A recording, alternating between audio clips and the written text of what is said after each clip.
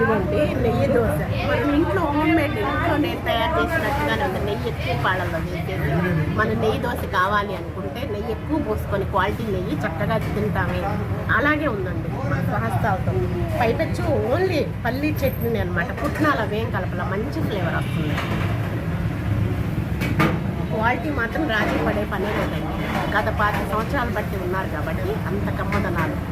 పెద్ద హేమాహిమీలు వచ్చి ఇక్కడ తినేస్తారట.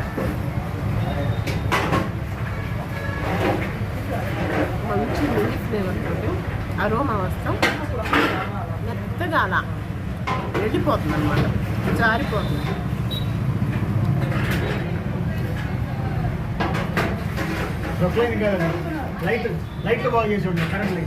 ఎంత కమ్మగా ఉందో, అలా అవ్వకుంటే ఎంత రుచిగా ఉందోనండి. ఇలా కావాల్సింది. ఈ రుచులు అంత బాగున్నాయి.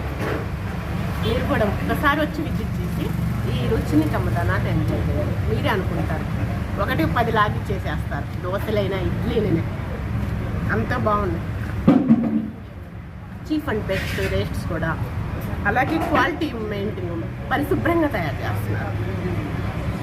ఇంకెందుకు రారండి కస్టమర్స్? డైలీ కస్టమర్సే 3 years నుంచి వచ్చేవాళ్ళు ఉన్నారు. ఇందా చెప్పారు కదా, విద్యానగర్ నుంచి వస్తున్నారు డైలీ కస్టమరే 3 years నుంచి. దూర ప్రాంతాల నుంచి కూడా వచ్చి ఇక్కడ తినేస్తారు. అమృతమేనండి. అలా తినే కొద్దీ